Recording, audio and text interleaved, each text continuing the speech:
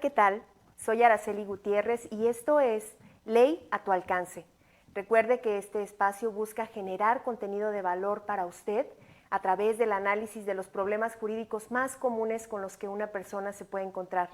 Y hoy tenemos un programa buenísimo. El día de hoy vamos a platicar sobre herencias y testamentos, y para hablar de este tema que es tan relevante, nos acompaña una abogada que admiro muchísimo, una abogada con una gran trayectoria. Ella tiene muchísimos años litigando, es especialista en derecho civil, en derecho familiar, y bueno, también es académica de la Facultad de Derecho. Bienvenida, me encanta tenerla por acá.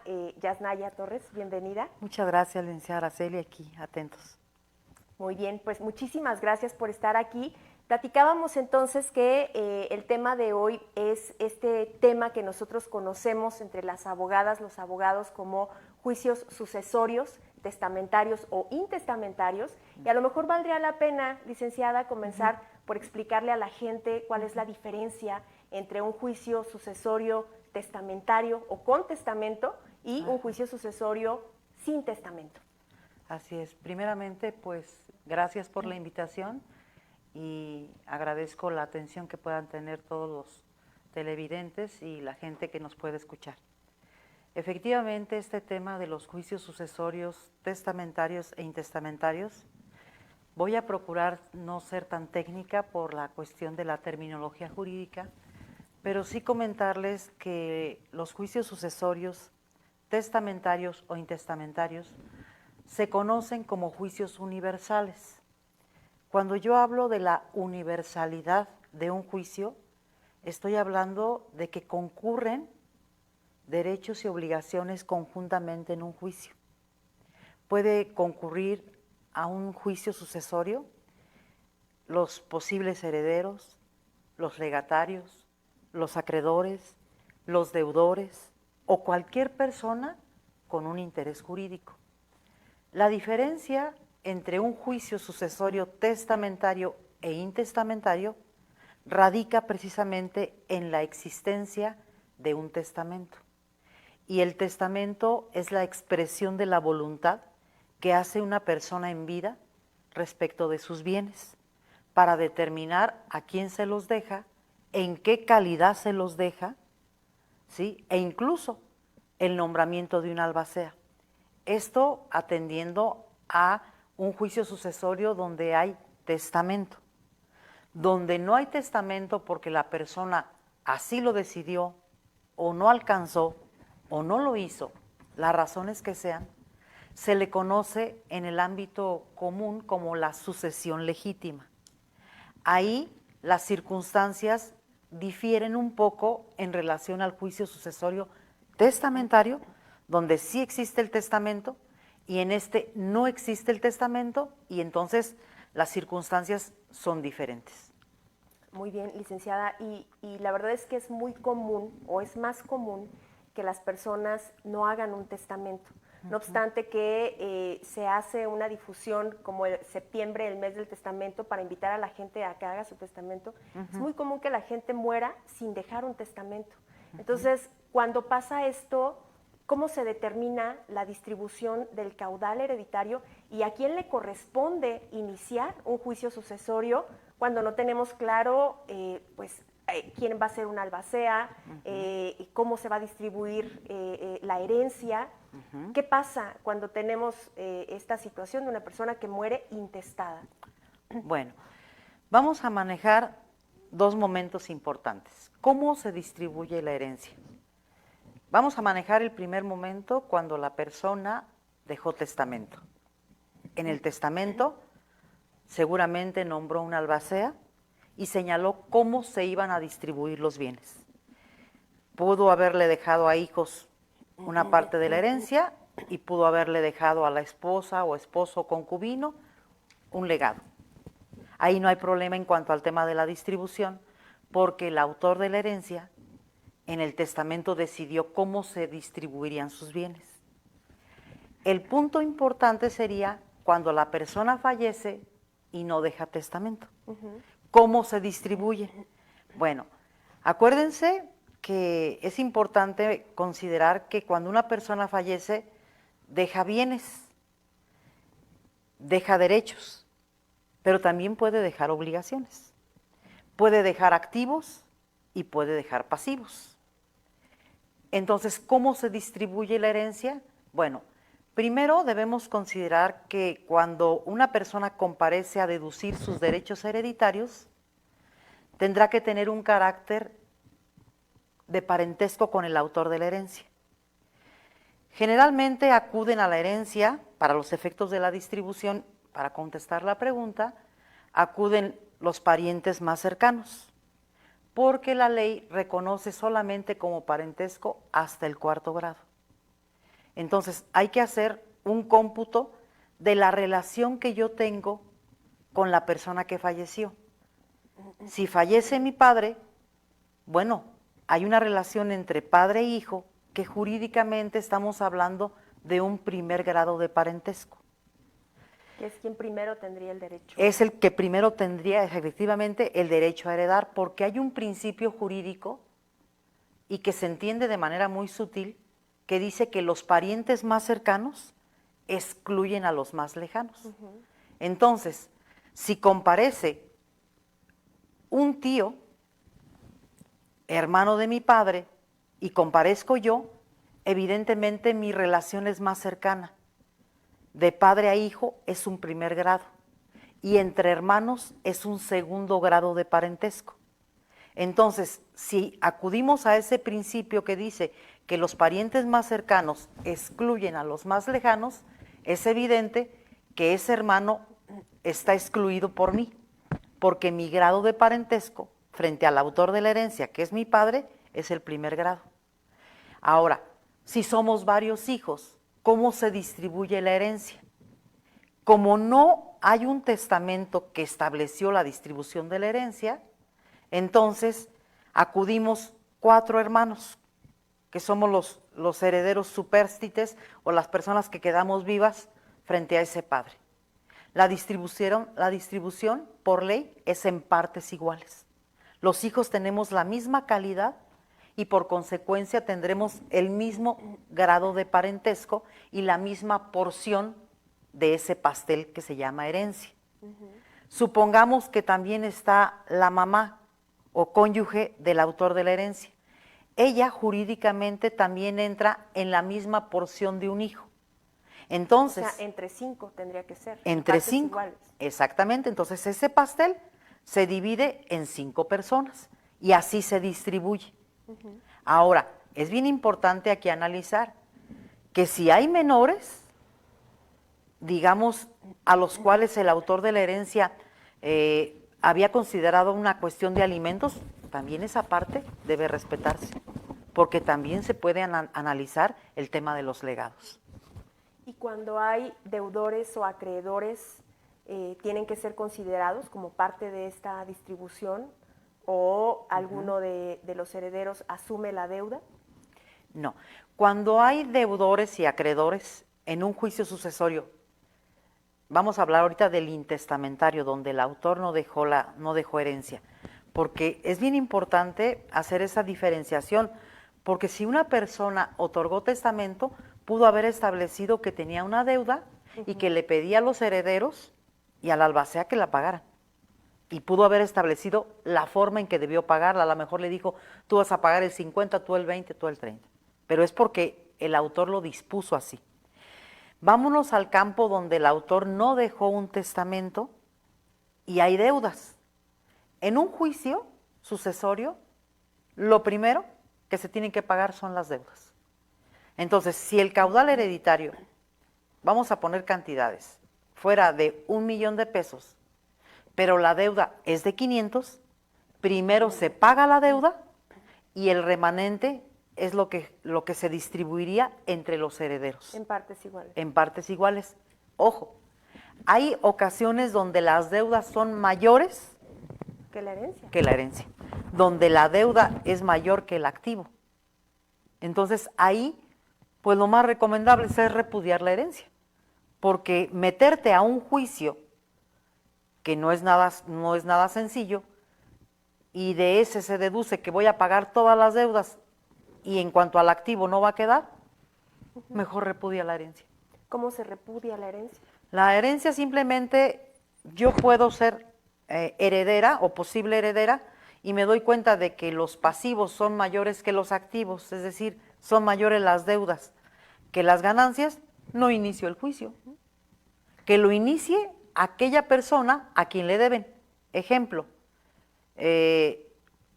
regreso al mismo punto para ser un poco más explícita. Muere mi padre, pero debe 2 millones y la herencia es 1 millón. No tiene sentido que yo como heredera acuda. Ah, pero se lo debe a Mario. Entonces, ¿qué hace Mario? Mario, en su calidad de acreedor diverso, va a iniciar el juicio para que se le pague su dinero. Entonces, ¿quién puede abrir la herencia? No necesariamente los posibles herederos.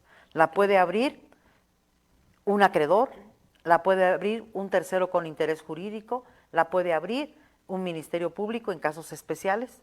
Regularmente, quien abre los juicios sucesorios son los herederos o posibles herederos. Pero en este caso, donde los pasivos son mayor que los activos, no tiene sentido. Yo no lo abro. ¿Quién la va a abrir? Quien tenga ese interés. ¿Y quién lo tiene? Ejemplo, ese Mario al que se le deben 2 millones de pesos, ábrela tú.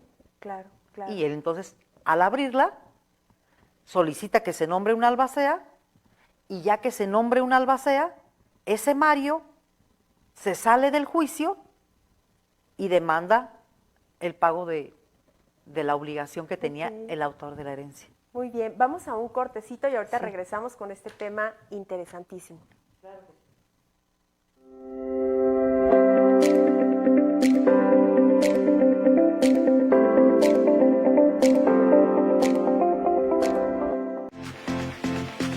Radio Tele, televisión como debe ser.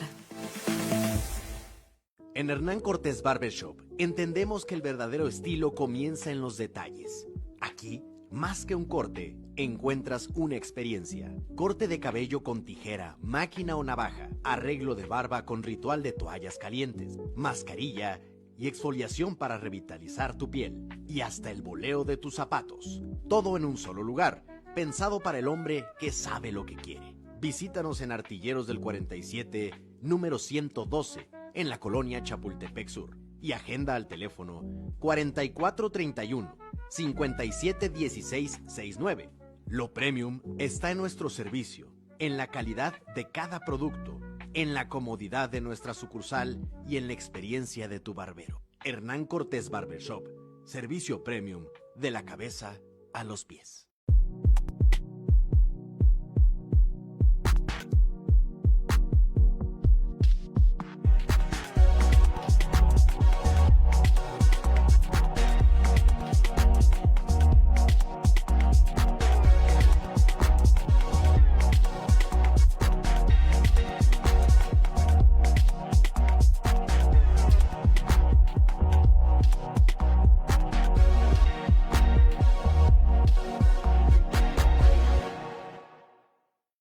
Los temas que mueven al país se analizan a fondo en Agenda Política.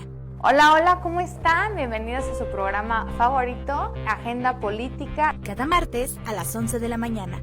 Acompáñanos en un espacio de debate, reflexión y análisis sobre la actualidad nacional. La agenda desde el planteamiento, que creo que va más allá de si estás a favor o no. Opiniones diversas, voces informadas y una mirada crítica a los acontecimientos que marcan el rumbo político de México. Hay perspectivas diferentes y al final del día la opinión personal y de este debate les tiene que servir. Agenda Política, porque entender la política es entender nuestro presente. Solo por Radio Tele, televisión como debe ser.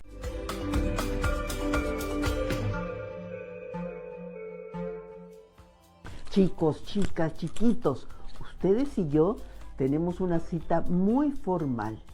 ¿Cuándo? Los miércoles a las 11 de la mañana y repetición del programa los sábados a las 10. ¿De qué estamos hablando? Del programa Manos a la Obra de Evelyn Lapuente con muchas secciones interesantes. ¿Usted quiere participar? Me encantaría. En Radio Tele y sus plataformas. ¡Corra la voz! ¿Buscas respuestas a tus preguntas más urgentes? ¿Quieres estar al tanto de lo que realmente importa en tu comunidad? Entonces no te pierdas Respuesta con Jaime López, el programa de noticias que te mantiene informado de todo lo que sucede, desde política hasta cultura, de lunes a viernes a la 1 de la tarde. Con experiencia y compromiso de Jaime López, cada día descubrirás la verdad detrás de la noticia. No te conformes con medias verdades. Radio Tele, televisión como debe ser.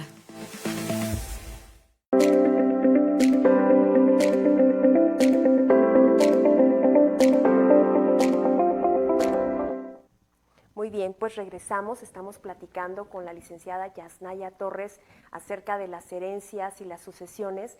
Platicábamos hace un momento en el caso de una persona que muere sin testamento y la distribución del caudal hereditario se hace de manera equitativa entre el mismo, entre los hijos y la pareja en el caso de que ésta exista, pero en este proceso de negociación donde no hay un testamento y donde nos vamos a distribuir la herencia, es posible que se dé una distribución que no sea justa o que no sea equitativa, es decir, puede ser que alguna de las partes, por acuerdo de los hermanos, decidan, a ti te vamos a dejar un poquito menos porque resulta que tú tienes más o porque no tenías buena relación con mi padre, ¿no? ¿Puede darse una distribución que no sea equitativa en la herencia? No, definitivamente no sería aprobada por un juez. Okay. ¿Por qué? Porque al momento de que hay una desventaja importante de uno frente a otro y se presenta un convenio ante un juez, él la puede rechazar. ¿Por qué? Porque hay una desproporción de manera importante. Aquí ya no importa si tú lo cuidaste más o menos o cuestiones sentimentales, pues honestamente en los juicios no se ven. Okay. Entonces no se puede aprobar un convenio desproporcionado.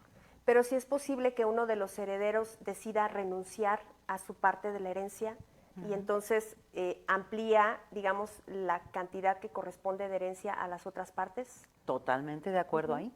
Entonces puede haber herederos que renuncien o que incluso cedan sus derechos hereditarios a una persona y entonces ese caudal que estaba en un 25 aumentó un 50 o aumentó un 75. Okay. Porque precisamente hay una cesión de derechos hereditarios que también debe ser aprobada por el juez. Sí. Licenciada, ¿es válido un testamento que se hace a mano en casa? ¿No? Porque puede haber personas que no tienen la condición como para ir a visitar a un notario y gastar una cantidad importante para este proceso. ¿Se puede hacer un testamento en casa, a mano, que no se lleva, digamos, a protocolizar en ningún momento? ¿Esto es válido?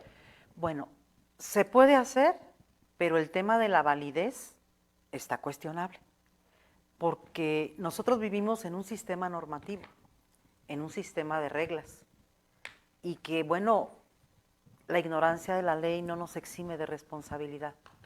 En el tema de los testamentos que se hacen de puño y letra del testador, pues conocemos jurídicamente como testamentos hológrafos.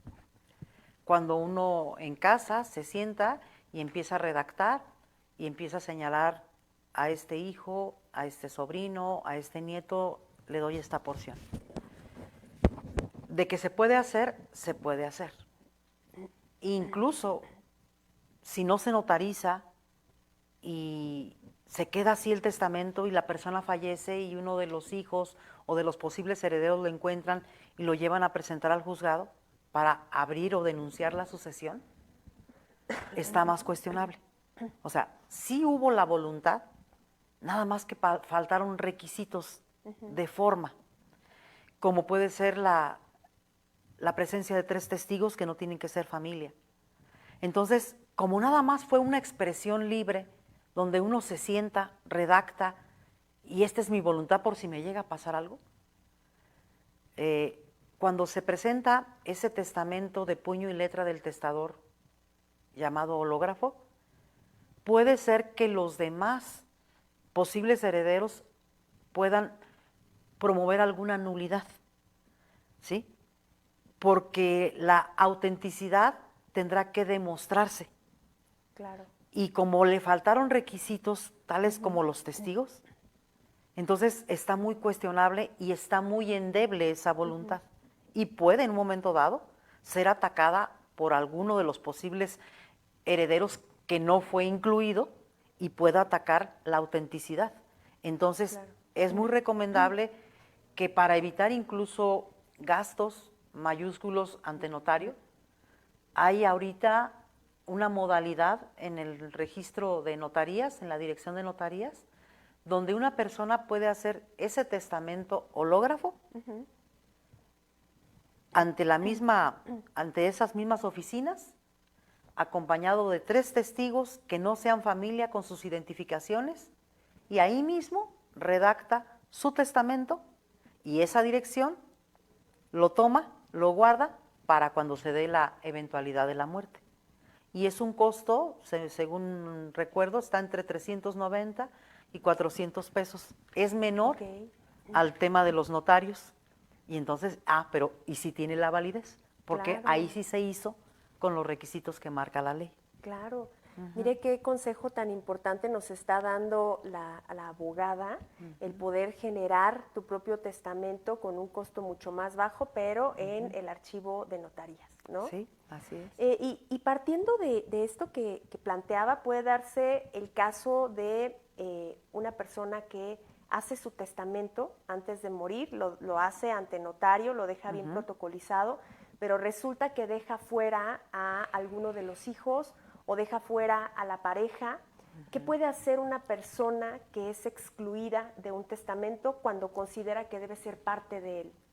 Bueno, primero tenemos que considerar una situación muy importante. Uno con sus bienes hace lo que quiere y se los puede dejar a cualquier persona y no necesariamente familia. Claro. Porque esa es mi voluntad. O sea, yo no estoy obligada a que mi patrimonio, cuando yo no esté, se le ceda de manera automática a un hijo, a un nieto. Claro. Yo lo puedo dejar a cualquier persona. Entonces. O a un hijo de 3. O a un hijo de 3. Claro. Y se vale. ¿Qué pasaría cuando lo hago así y evidentemente se quedaron algunas personas fuera de ese caudal o de esa voluntad mía? Bueno, regreso a lo mismo. Uno con sus bienes se los deja a quien quiera. Nada más que la ley maneja una excepción contra esa voluntad mía de dejar mis cosas a quien yo quiera. Y eso se le llama el tema de la inoficiosidad del testamento. ¿Qué significa esto de la inoficiosidad del testamento frente a un testamento donde yo decido dejárselo a una persona o a 2 y excluyo a varias? Solamente se puede decretar la inoficiosidad de un testamento cuando mi voluntad haya afectado a aquellas personas que estaban sujetas a un tema alimenticio mío.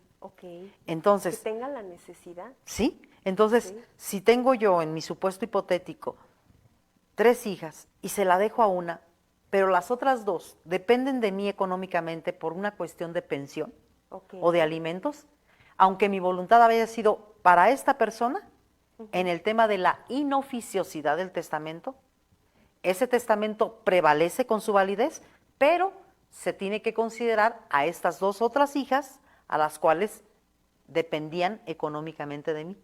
Entonces esa voluntad ya no fue universal, sino que por este tema se cuartea y dice, se respeta el testamento, pero se respeta también el tema de los alimentos que la autora de la sucesión excluyó.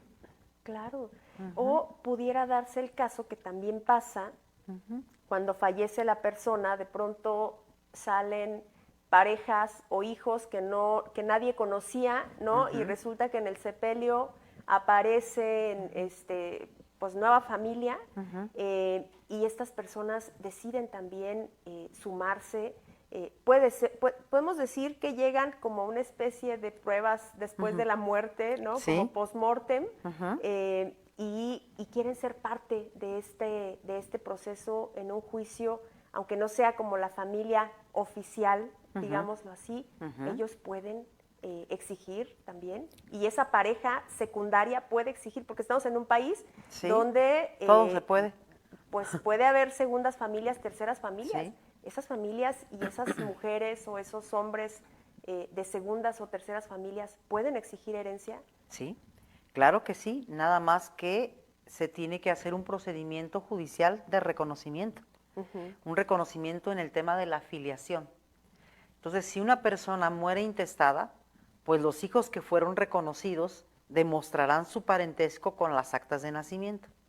Pero si post-mortem aparece, digamos, un hijo que no fue reconocido por el autor de la herencia, pero éste sabe que era su padre, tiene que iniciar un procedimiento de carácter familiar para demostrar la filiación entre el autor de la herencia, ¿sí?, o la persona que falleció frente a él. Y esa declaración que haga el juez familiar de que él sí es hijo del autor de la herencia, esa declaración, esa resolución, de la cual se desprenderá después una orden al oficial del registro civil para que le expidan una acta de nacimiento, automáticamente entra. También como parte y como heredero. ¿Por qué? Porque tiene la calidad, puede ser de hijo o de hermano o algún aspecto de filiación con el autor de la herencia. Entonces sí se puede. De la denominada concubina, ¿no? ¿Tiene el mismo derecho que la esposa que se casó formalmente? Sí, tienen el mismo derecho. Sí.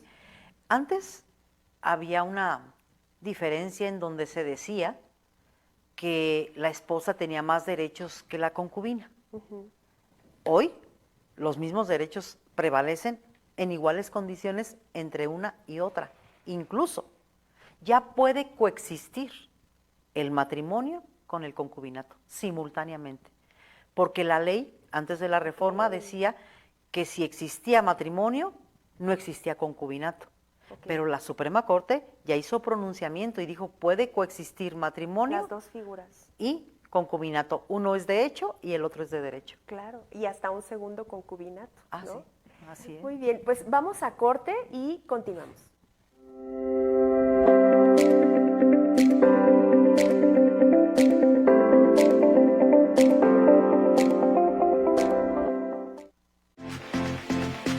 Radio Tele, televisión como debe ser. Y para ganar el premio mayor, ¿quién aporta más a tu Afore? A, tú mismo. B, tus papás. C, tu empresa. ¡Correcto! ¡Han ganado! Tu empresa es quien más aporta a tu Afore. Chécala. Es tu dinero, es tu futuro. Voz de las empresas. Consejo de la Comunicación. En el Hospital Victoria Medical Center innovamos para ti. Como parte de este movimiento, reacondicionamos nuestras instalaciones enfocándonos en mejorar la experiencia del paciente y sus familiares, con una moderna y más humanizada terapia intensiva, transformándonos en un hospital humano, respetando tus derechos y la dignidad humana, ofreciendo hospital de puertas abiertas, protocolos de comunicación efectiva, bienestar y satisfacción del paciente, familiar aliado terapéutico, capacitación y cuidados al personal médico, paramédico y administrativo, infraestructura humanizada, personal capacitado para un trato digno con un profundo respeto por la dignidad humana, habitaciones con iluminación natural y vista a una de las principales avenidas de la ciudad, habitaciones climatizadas con sistemas de purificación del aire, rehabilitación física y neurológica con dispositivos de realidad virtual. Hospital Victoria Medical Center, siempre caminando a la innovación para un mejor cuidado de tu salud. Ponte en contacto con nosotros. Teléfonos en cabina 4433-1034-06 y 4433-982757. Redes sociales, Grupo Radio Tele en Facebook, en X, @Grupo Radio Tele y en Instagram, radiotele.tv.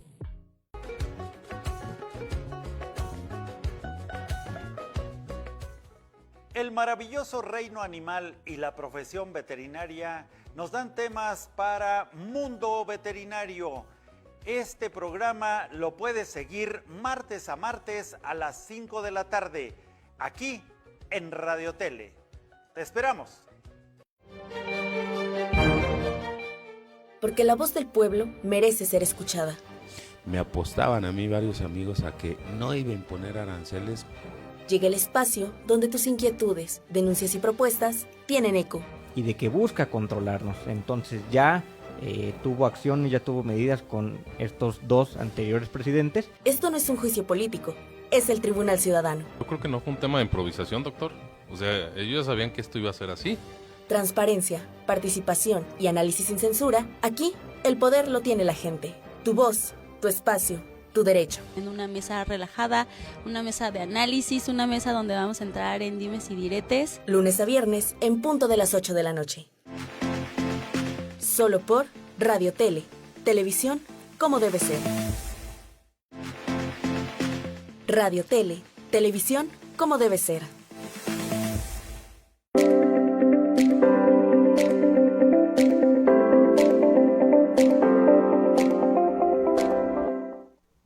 Muy bien, regresamos, estamos platicando con la licenciada Yasnaya Torres acerca de las herencias, los testamentos, todo esto que tiene que ver con los juicios sucesorios y pues uno de los temas más comunes que se presentan es de pronto encontrarnos con propiedades que están bien emproblemadas. Resulta que hay una casa o alguna propiedad que se ha estado pasando las últimas 2 o 3 generaciones, nunca se hizo testamento y el primer heredero ya falleció, el segundo heredero ya falleció y nosotros recibimos una propiedad emproblemada. ¿Le entramos o no le entramos al juicio? Aquí hay que ponderar primero si de tantas generaciones ya tengo derecho yo a recibir una herencia porque la ley reconoce hasta el 4º grado. Entonces, si yo soy tataranieta o soy bisnieta, hay que analizar si mi derecho todavía está vigente. Si no, pues de por sí va a haber problemas y todavía yo con mi relación de parentesco con el autor de la herencia es más del 4º grado, no es necesario. O sea, no le veo ningún sentido. ¿Y quién hereda? El fisco del Estado. Cuando no hay herederos, o los que hay sí son los más hay. del quinto, sexto grado, hereda el fisco del Estado de manera automática. Bueno, en el caso de el abuelo hereda al hijo, el hijo al hijo, al nieto, digamos, va al nieto, el nieto todavía podría sí, y hacer el bisnieto. este reclamo. Y el bisnieto. Sí, porque van generaciones, vas analizando desde la cabeza y vas haciendo las cuentas hasta el 4º grado. Pero bueno, existiendo familias sí puede ser un tema muy discutible en los tribunales. Sí, bastante. Abogada. Pero eso sí es muy importante, que cuando comparezcamos, tener un título que acredite la propiedad, porque finalmente tiene que haber una secuencia en cuanto al tema de la propiedad. Claro. Y después hay cuestiones donde personas dicen, yo siempre la he poseído. O sea, sí se la dejaron a él, pero yo tengo la posesión de hace más de 10 o 20 años. También es un derecho reconocido el tema de la posesión.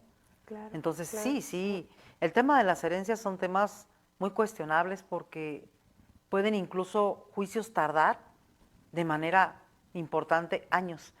En mi experiencia, el juicio que yo tramité, que era un intestamentario, tardó cerca de 12 años. Muchísimo tiempo. Mucho.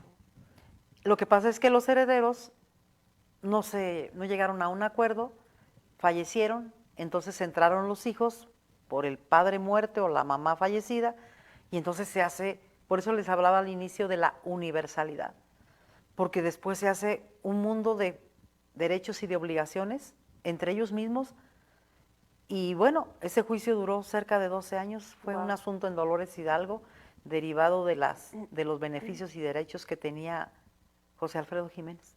Fue uno de los juicios que yo llevé. Sí. Y esos años, y pues hijos fallecieron, nietos fallecieron, entonces entraban otros en derecho de aquellos. Y el caudal hereditario debió ser enorme, como para estar discutiendo hasta el último Exactamente. Yo nada más le decía a mi cliente, mientras la abogada viva. Sí. Licenciada, estamos en un estado donde hay un altísimo porcentaje de personas migrantes. Hay personas que fallecen y tienen hijos indocumentados en Estados Unidos, generalmente. Cuando esto sucede y hay que iniciar un juicio sucesorio, intestamentario, ¿no? Vamos a ponerlo así, porque es lo más común. Y resulta que hay hijos o personas herederas que están en Estados Unidos que no pueden venir. Esas personas pueden heredar, pueden ser parte de este juicio. Bueno, indiscutiblemente cuando una persona fallece y no deja testamento pero tiene hijos, aquí no importa en qué país se encuentren, tienen derecho a la herencia, ¿sí? Si la mitad de los hijos de esa familia se encuentran en Estados Unidos, incluso en carácter de ilegales, y la otra parte aquí en México, y el autor de la herencia fallece sin dejar testamento, o incluso lo dejó, claro que pueden entrar, porque lo único que la ley exige es que acrediten el parentesco. ¿Y cómo se acredita el parentesco? Con las actas de nacimiento. Obvio, también va a ser importante la firma. Y van a decir, bueno, ¿y cómo puedes tú obtener la firma de esos posibles herederos que se encuentran en otro país en carácter de indocumentados? Pues, ¿cómo se va a hacer el logro de la firma? No hay que buscar problemas donde no los hay. Evidentemente no pueden volverse a cruzar, claro, porque están en carácter de indocumentados. Pero bueno, pueden mandarlo por una estafeta. Un poder. No, porque el poder se tendría que hacer allá. Okay. Y como su calidad de indocumentado no se lo permite, ahí está el problema. Puede uno enviarles el escrito donde deducen sus derechos hereditarios, uno saca el acta de nacimiento acá, se envía, se firma y se regresa. Y la presentas. Hace un proceso mucho más largo y mucho más complejo, pero absolutamente funcional. Sí se puede, claro. Y tenemos el caso, por ejemplo, de personas que fallecen en Estados Unidos y tenían bienes allá y acá. Y entonces hay que definir todo este proceso del juicio sucesorio, pero hay que repartir herencia de bienes que se fueron adquiridos en aquel país y que fueron adquiridos aquí. ¿Cómo funciona ese tema? Bueno, vamos a poner un caso hipotético, ¿no? Una persona tiene bienes aquí, después cambia de residencia, Estados Unidos, y adquiere bienes allá, fallece. Evidentemente, se tienen que tramitar dos juicios, por el tema de la jurisdicción de los bienes donde se encuentren localizados. Entonces, aquí se promovería un juicio sucesorio respecto de los bienes que están aquí. Evidentemente se tiene que hacer también un procedimiento donde se le notifique al consulado, al representante del consulado, ¿sí? Pero los temas de los bienes en un país y en otro país, jurídicamente y en base a la investigación que yo también hice, se tramitan dos juicios. Por la razón de los bienes aquí, un juicio, y otro juicio que tiene un nombre específico. O sea, hay que contratar un abogado allá, en aquel país, y un abogado acá, y tener este proceso de dos juicios. Son dos juicios, definitivamente. Aquí uno y otro allá, por los bienes que allá se adquirieron, y obviamente bajo las reglas, disposiciones de aquel país, que pueden ser y son diferentes a los de aquí. Qué interesante.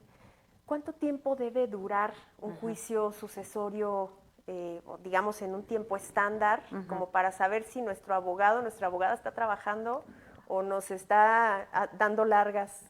Bueno, si es un juicio sucesorio testamentario, es más rápido.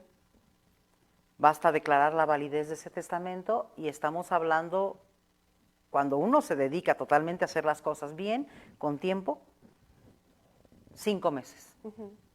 Pero si es un intestamentario, ahí va a ser diverso, porque nunca falta uno que no le guste, que no quiera, o que no contrate al mismo abogado y que contrate a otro abogado y otro heredero a otro abogado. Entonces participamos 4 abogados, y cada quien tiene mentalidades diferentes. Aunque la norma es la misma, hay gente que quiere ver conflicto donde no lo hay. Entonces, hablar ahí de ¿cuánto puede durar un intestamentario? Normalmente debiese durar 8 meses a 1 año. Pero repito, cuando hay muchos intereses. Poniéndole atención al asunto, ¿verdad? Sí, definitivamente. Luego hay abogadas que no le ponen atención. De eso sí, de todo hay en la viña del Señor. Sí, sí. Así es. Y algo que nos pregunta también mucho la gente es ¿cuánto cuesta un juicio sucesorio? Porque los abogados, las abogadas tienen criterios distintos y hay abogados que lanzan muy alto. ¿Cuánto es, digamos, aceptable, razonable en el entendido de que cada criterio es distinto, pero ¿cuánto debe costar aproximadamente un juicio sucesorio? Bueno, nosotros como abogados nos estamos rigiendo por una ley arancelaria. Y en esa ley de arancel nos manejan porcentajes. Regularmente puede ser el 4 o el 8%.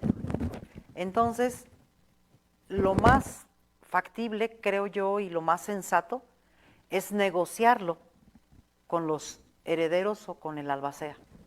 Porque decir una cantidad específica, pues no podría decirlo. Pero voy a procurar tener un poco de sensatez.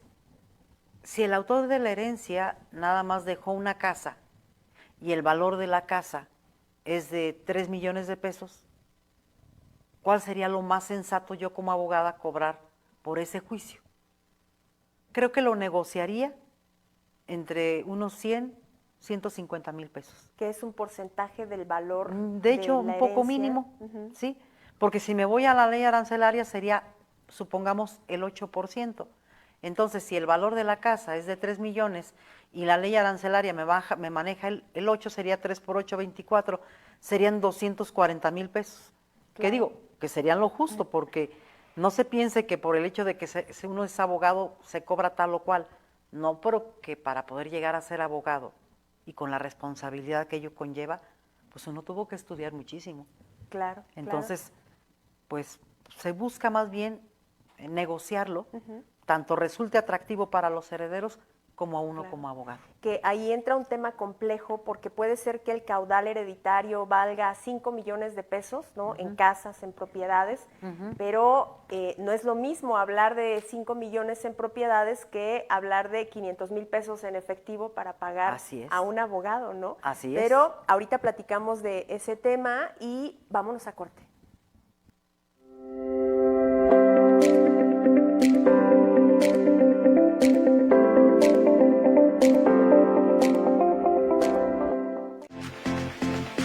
Radio Tele, televisión como debe ser. Aprovecha la cercanía con Morelia, disfruta de la ciudad y goza de los sabores del Mediterráneo en Il Forno, restaurante italiano. Estamos ubicados en Reitán Gansuan 2, esquina con Patzimba, número 635. La esencia de Italia sin salir del país. Il Forno, restaurante italiano. En Hernán Cortés Barbershop entendemos que el verdadero estilo comienza en los detalles. Aquí, más que un corte, encuentras una experiencia. Corte de cabello con tijera, máquina o navaja, arreglo de barba con ritual de toallas calientes, mascarilla y exfoliación para revitalizar tu piel. Y hasta el boleo de tus zapatos. Todo en un solo lugar, pensado para el hombre que sabe lo que quiere. Visítanos en Artilleros del 47, número 112, en la colonia Chapultepec Sur. Y agenda al teléfono 4431-571669. Lo premium está en nuestro servicio, en la calidad de cada producto, en la comodidad de nuestra sucursal y en la experiencia de tu barbero. Hernán Cortés Barbershop, servicio premium de la cabeza a los pies. Cada día es una nueva oportunidad para informarte, inspirarte y conectar. De los temas que le preocupan, que son noticia, que forman parte de la agenda. Con la voz, el estilo y la elegancia de Fay Cortés, llega el programa que acompaña tus mañanas. Llegando a 17 estados de la República Mexicana. Noticias, cultura, sociedad, bienestar y los temas que a ti te importan. En donde hablamos sobre los incidentes, temas de seguridad, accidentes y nota roja. Día por día con Fay Cortés, porque cada día cuenta, lunes a viernes en punto de las 9 de la mañana. Solo por Radio Tele, televisión como debe ser.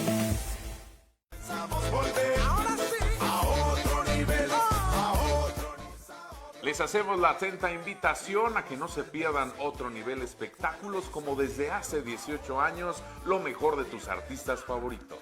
Todos los miércoles a las 6 de la tarde, también a la misma hora, todos los sábados. Y claro, tenemos varias secciones de turismo, de mascotas, de choppers, de un poco de todo. Ya lo saben, aquí en Grupo Radio Tele, Canal 8 de Telecable. Te esperamos.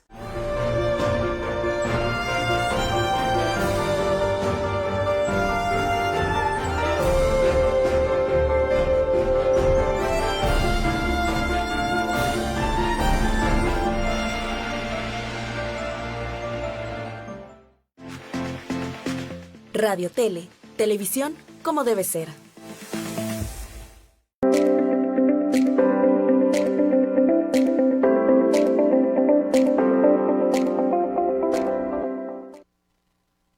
Muy bien, pues regresamos, estamos hablando con la licenciada Yasnaya Torres y hemos recibido algunas preguntas de la gente que me gustaría leérselas, abogada. Ajá. Dice la señora Guadalupe, mi mamá falleció, me dejó como albacea y a mi hermano como heredero, pero vendió la propiedad y no se me tomó en cuenta. ¿Ahí qué se puede hacer? Bueno, esa venta es nula, porque solamente vende el que es titular del derecho. Y aunque la mamá falleció, tuvieron que promover un juicio o una autorización judicial de un juez para vender un bien. Entonces, la venta que hizo el hijo es nula, de pleno derecho, porque no acreditaba ser el propietario o el legítimo propietario del inmueble. Okay. Entonces, es perfectamente viable recuperar esa propiedad. Es nula. Okay. Esa compraventa es nula. Muy bien. Tenemos otra pregunta de un anónimo. Mi papá murió sin testamento, pero mi hermano se adueñó de todo. ¿Qué puedo hacer? Bueno, el adueñarse pudo haber sido nada más físicamente, porque jurídicamente no. Lo que se debe hacer es iniciar el juicio sucesorio y manifestarle al juez qué bienes forman el caudal hereditario y quiénes son los posibles herederos, para que por sentencia firme se determine quién tiene derecho a la herencia y a esos bienes. Muy bien. Tenemos otra pregunta de la señora Márquez. ¿Cómo sé si mi familiar dejó testamento? Me parece que esta es una pregunta muy interesante. Correcto. También. Hay una oficina que es la dirección del notariado. Ahí va uno con el acta de nacimiento y con el acta de defunción y solicita un certificado o positivo o negativo de testamento. Okay. Se hace el pago, se dejan esos documentos y ya esta dirección determina si hay testamento o no. Si lo hay, pues ya se inicia el juicio sucesorio testamentario, y si no lo hay, se tiene que acompañar a la demanda para abrir el intestado. Para solicitar ese documento, ¿lo puede hacer cualquier persona o necesita del auxilio? Regularmente es aquella persona que, no, puede ser cualquier persona que tenga el carácter de familiar y que acredite el parentesco con el autor de la herencia. Muy bien, muy bien. Pero tiene que llevar el acta de defunción y el acta de nacimiento. Ok, en el archivo de notarías. En el archivo de notarías. Muy bien. Tenemos otra pregunta. Dice, buen día, mi papá, buen día, mi pregunta se refiere si se puede hacer algo si a mi mamá se la llevó mi hermana con engaños a que firmara y le dejara todo a ella. De hecho, los testigos fueron los propios hijos de mi hermana. Bueno, ahí hay que analizar la validez de ese testamento, porque no todo lo que se otorga aparentemente con la voluntad sin violencia del autor de la herencia es válido. Entonces, si esta persona se llevó a su mamá con la intención de cuidarla, y pongo comillas, pero tras ese cuidado había la intención de que le dejara todo a su nombre, e incluso pone como testigo. Ah, no, sí. No. Quienes cuidan a Yo los he tramitado mayores. juicios así. Claro. De hecho, mi experiencia también la he tramitado, la he conocido en esta vertiente, y lo que se puede hacer es promover la nulidad de ese testamento. Incluso hubo un asunto muy interesante que yo litigué hace un par de años, donde una persona tenía cáncer terminal, se hizo metástasis en el cerebro, y en ese ínter había otorgado un testamento en favor de su hermana. Y en la realidad tenía el ínter en el que él no tenía como plena su capacidad. lucidez. Ajá. Ella le habían diagnosticado cáncer terminal, tenía una sola hija, y de repente apareció un testamento donde se dejaban como única y universal heredera a la hermana. Y aquí lo interesante es que en la fecha en que se otorgó el testamento, la persona ya no tenía la capacidad volitiva ni mental para haber otorgado testamento. Entonces nos fuimos a juicio de nulidad de testamento y se acreditó con dictámenes periciales médicos que su capacidad mental y volitiva estaban bloqueadas y que era imposible que hubiese otorgado un testamento, y se declaró una nulidad. y por consecuencia se dejó a la hija como única y universal heredera. Entonces, en el caso de la pregunta, si se la llevó así con engaños. Se excluyó a la persona que actuó de mala fe, entonces. Se le excluyó a la hermana porque finalmente esa voluntad que aparecía en el testamento estaba viciada. Claro. Y por consecuencia se declaró nulo el testamento y se volvió intestamentario porque la señora pues nunca pudo haber otorgado testamento. Claro. Y entonces abrimos la sucesión de la hija en los bienes de la mamá. Claro. Entonces fueron dos juicios, Sí. la nulidad del testamento y después un juicio sucesorio intestamentario para que los bienes pasaran a nombre de su única hija. Ese juicio se litigó en el despacho hace 2 años, 3 años, muy interesante. Claro. Sí, muy interesante y me parece que de lo más común. Yo de sí. pronto se me viene a la cabeza varios casos que Sí. me ha tocado conocer, que Ujú. efectivamente las personas cuidadoras Ujú. tienden a ser abusivas en ese sentido. No todas, pero sí pasa. ¿no? Totalmente de acuerdo. Bueno, tenemos otra pregunta del Ujú. señor Rodríguez. Ujú. Dice, ¿puedo dejar bienes a menores de edad? ¿O cómo puedo hacer para que en su momento reciban la herencia? Esto es importantísimo también. Claro, claro que sí puede dejar bienes a menores de edad, pero también es importante que nombre una albacea o una persona que represente los intereses de esos menores porque estos carecen de capacidad de ejercicio. Todas las personas cuando nacemos tenemos capacidad de goce, que significa que somos titulares de derechos. Entonces, la capacidad de ejercicio ya la obtenemos a la mayoría de edad donde tenemos derechos y obligaciones. Entonces, si una persona deja bienes en favor de menores, tiene que nombrar un albacea o un representante de esos menores quienes no pueden ejercer de manera directa por su edad los derechos y las obligaciones derivadas de esa sucesión. Ujú. Que generalmente ahí tendría que buscarse a una persona de muchísima confianza, ¿no? A lo mejor sobre todo cuando se deja dinero efectivo en cuentas bancarias y hay que hacer un uso adecuado de los recursos. Sí, nada más que aquí es bien importante, aparte de buscar una persona que sea honesta en esa administración, el juzgado también tiene el nombramiento de tutores y las personas tienen que rendir periódicamente una cuenta de administración para evitar el despilfarro. Entonces el Poder Judicial en el área familiar también interviene y nombran a tutores o nombran a representantes de esos menores con independencia de la persona que se haya señalado y esta está obligada a rendir cuentas de administración so pena de proceder penalmente con el desfalco de los bienes. Wow, eso es importantísimo porque se convierte en una garantía Así para que es. los menores puedan gozar de una buena administración de su herencia. Así es. Ok. Ya cuando crezcan, pues sí, se hizo, Ajá. más bien se acrecentó y no se despilfarró. Pero ahí estamos en el entendido de que cuando no hay un buen ejercicio de esa administración, pues un menor no puede acudir a un tribunal a denunciarlo.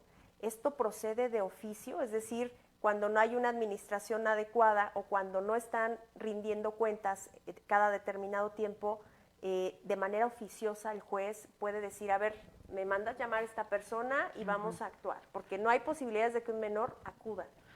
Debemos identificar que tenemos los ministerios públicos que son los representantes de la sociedad. Ellos representan los intereses. Entonces, si se le dejó a una persona para que cuidara del caudal hereditario en favor de los menores, obviamente tiene que hacer una comparecencia judicial en el sentido de abrir la sucesión, que en este caso sería testamentaria, porque se le dejó a tales bienes y tal dinero a estos menores y se nombró un albacea. Automáticamente al entrar a juicio, el juez protege los intereses del menor. Claro. Y nombra un tutor o nombra también al Ministerio Público como representante de la sociedad, quienes están obligados a periódicamente estar atentos a esa administración y a aquella persona a rendir cuentas de administración so pena de ser removida y con independencia de las acciones penales por el despilfarro o desvío de los recursos. Licenciada, ¿y este sistema sí funciona? ¿Sí funciona? Digo, más allá de lo que dice la ley, ¿en la realidad sí funciona? A mí me gustaría pensar que sí funciona. Tenemos un sistema judicial ahorita un poco complicado, pero quiero apostar a que la función que tienen los tutores y el Ministerio Público, incluso el juez, para proteger los intereses de los niños, que no se acabe nunca. Claro. Porque finalmente esas personas en este momento no se pueden defender. Como en todo hay gente muy valiosa en el Poder Judicial, incluso a personas que se nombran para que representen los intereses, también hay gente muy valiosa y otra no tanto. Claro, claro. Un poco ya para ir cerrando, ¿podría hablarnos de los requisitos que debe tener un testamento, pensando en que haya personas que decidan tomar este consejo que nos ha dado al principio, de poder llevar a registrar su testamento? ¿Qué deben cuidar cuando redacten su testamento? Mínimamente, ¿qué hay que cuidar para que ese documento sea válido? Bueno, yo sugiero acudir bien a un notario público o bien a la dirección de notarías para redactar ese testamento hológrafo, que tiene la misma validez, menos costo, y apoyarse de 3 testigos que no sean familia. Y yo creo no sean que familia. 3 testigos. Es requisitos que no sean familia. Y evidentemente estar conscientes de que nuestra voluntad al momento de decidir a quién le dejamos los bienes. Porque a veces dejar bienes, a veces es dejar problemas. Así es. Lo más fácil y la mejor recomendación: gástenselo, disfrútenlo y váyanse de viaje. Mejor. Definitivamente. Pues, licenciada, hemos concluido con nuestro programa, pero me gustaría que le compartiera al público dónde la podemos localizar, a dónde le pueden llamar, algún correo, algún teléfono. Ok. Bueno, mi despacho está ubicado en la avenida Francisco y Madero Oriente, número 422, interior 111, frente a lo que eran las oficinas de correos, ahora son oficinas de Seguro Social. Es un despacho que tengo ahí 38 años, estable, donde finalmente se ofrecen servicios profesionales en materia familiar, en materia civil y en materia mercantil. Ahí es donde me pueden localizar, y mi número telefónico es el 44 31 73 39 24. Muchísimas gracias. Gracias por acompañarnos el día de hoy. Y muchísimas gracias a usted. Ojalá que le haya gustado este programa, que haya aprendido tanto como nosotras, y nos vemos la próxima semana. Muchas gracias.